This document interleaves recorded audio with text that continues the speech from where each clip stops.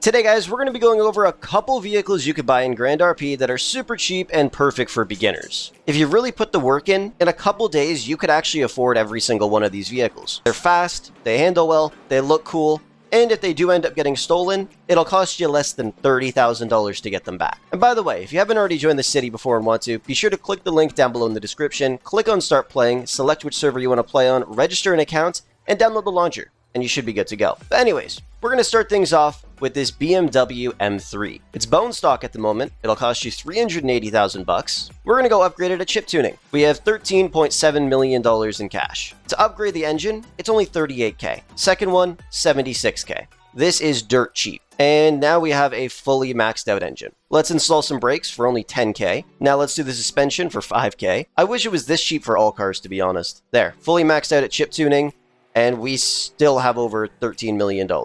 So I think we spent roughly around $500, $600K upgrading this thing with chip tuning components. And then of course we could still put the new upgrades on. Not really new anymore. Before this car would top out at around $220 maybe. It would take a little while to get up to that, but it's still pretty damn quick. But now that we fully upgraded it there, this thing is flying. On the regular city streets, I was just hitting nearly 250 kilometers an hour there. We took it onto a highway, we put some premium fuel in it, and some of the other engine upgrades. This thing would easily be going over 400 kilometers per hour. And you don't really need insurance on it, just because if it does get stolen, it's going to cost you $38,000 to buy back, which is not a lot of money. It's crazy how long it takes for some people to pick a color on a car. That's all this dude's been doing.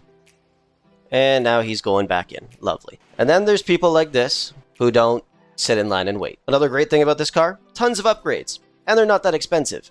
So on this car alone, we've spent right around $700,000. We fully maxed it out at chip tuning. We upgraded it with all kinds of visual components. All we gotta do is toss some wheels on it. So now we got some premium fuel in it.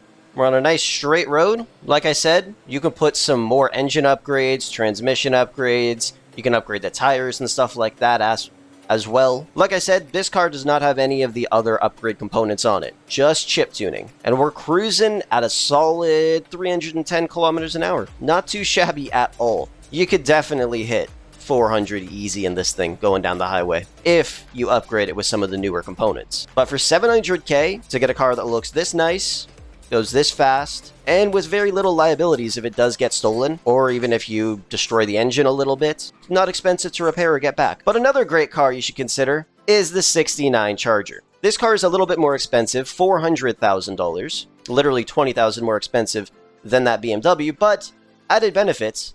It still says Charger on it, it still shows RT there, it says Charger on the side, and it shows the RT badge on the back. One of the only cars that still has its actual emblems for some reason. Now I already fully upgraded this thing when it comes to chip tuning modifications, and I have a light engine on it. The one thing I really love is the fact that this car just is super cheap. It's my dream car in real life, and you can pick it up for 400K. That's pretty great. You might even be able to pick up a fully upgraded one for like 500K if you put an ad out looking for it. Sometimes that's one of the best options you can make, because when you purchase cars and upgrade them and you sell them, you're not going to get the same amount of money back that you put into it, unless it's a really rare car that is no longer available for purchase. So you could probably pick up a fully upgraded one just like this, or even more upgraded than this, for like 500, maybe 600K. That's a pretty damn good deal. Let's head on the highway to hell, baby. It's a little bit slower than that BMW, but it does look really freaking nice. Sitting at around 308 kilometers per hour.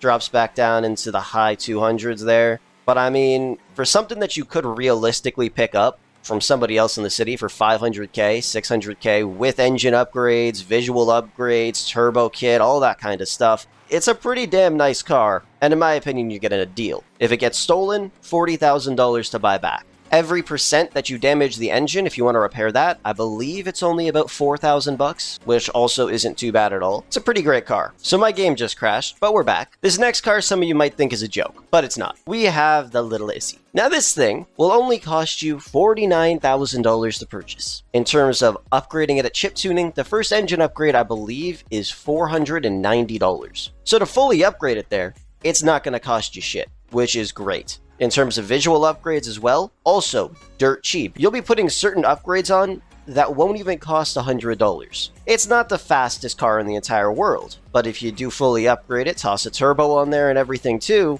you're definitely not going to be the slowest car on the road. Plus, it's also just a fun car to drive around. The amount of times that I drove this thing to FIB or to LSPD, and a bunch of people started laughing, we would go drive around, and then they would go and buy Issies as well, and we just drive around the city in these things. It was honestly pretty fun. And when you really think about it, when you're just starting the game out, all you really need is something that'll get you from point A to point B. And if you're looking for a cheap, fun option, you can't really go wrong with a little Mini Cooper, especially this one because it's a convertible. This car is also not fitted with any of the newer engine components, but if you did decide to put those on, you would probably be going roughly around 300 kilometers per hour, maybe a bit higher. Right now we're cruising at around 222 kilometers per hour, which isn't bad. But then again, you go over some bumps here and there, you go downhill, you go uphill, speeds will increase and decrease, so we hit almost 250 kilometers right there. Like I said, not the craziest thing in the world, but even compared to those other cars, this car is almost 10 times cheaper than that BMW or the Dodge Charger. So if you don't want to spend that much money yet, this isn't a bad option. Plus it's funny, and you can put a clown horn on it too. Well, I mean, you could do that with any car, but still, not a bad option for your first car, and looks nicer than a rat loader. I'm not going to purchase all these vehicles, by the way, and upgrade them, but there's a couple other ones, like this M5, that costs $120,000. This thing goes over 300 kilometers per hour when you upgrade it. A lot of families use this as one of their cars for their family members that are lower ranks just because it's cheap, it's a four-door, it goes fast, handles well. Once again, not a bad option. Personally, I love this thing, the Camacho, $350,000. I used to use it as one of my family vehicles. Great at off-roading if you need to do it. And technically you won't get in trouble for it because it's an actual off-roading vehicle, depending what situation you're in, obviously. It's got a big-ass trunk, it's got 4 doors, and it's got some awesome upgrades. Blista Canjo, $322,000. Tons of sick upgrades you could put on it. You can even have turbos sticking out of the hood if you want. Doesn't have a lot of trunk space. It's only a 2-door. It's front-wheel drive. It's fairly fast and can go over 300 kilometers per hour if you upgrade it. And when I say there's a lot of upgrades, I mean there is a lot of upgrades for this thing. Thank you, Rockstar, for that. Once again, not a bad option. Another great car is the Sultan Classic or the Sultan RS Classic. These are a bit more expensive, so I don't really want to mention too much about it. I did use them as family cars as well. They're 4 doors, they're fast as hell, and once again have a lot of awesome upgrades you could put on them. Same thing with the Sultan RS. When it comes to cars for beginners, you honestly have a huge selection to pick from. The ones I mentioned in this video are the ones that I would pick. And yes, I would actually purchase this Issy. Yes, you will end up seeing people driving around in Bugattis and G-Wagons and things like that. Don't worry, one day you will have one of those vehicles. But at the moment, the ones I mentioned aren't bad options at all. As you progress through the city, you'll be able to get some nicer vehicles. Even just playing for 50 hours, you can get a Cadillac Escalade. I still gotta play for another 20, but hopefully I can get it before the promotion ends. But as a beginner, like I said, if I had to pick, I would take this Dodge Charger right off the bat. Same with this BMW M3. Some of the cars I mentioned at the dealership, also great options. And the Issy, the cheapest option that I would recommend, just because it's fun. So hopefully this helped out some of you beginners if you're just joining the city and you're looking for something to drive around to get you from point A to point B. And if you want me to make a video on some other cars you should buy, once you start progressing a little bit in the city or you're looking for your first main vehicle to purchase when you have like 1 million, 2 million, or 3 million bucks, let me know down below in the comments. But anyways, thank you so much for watching. I hope you enjoyed. And with that said, I will catch you guys in the next one.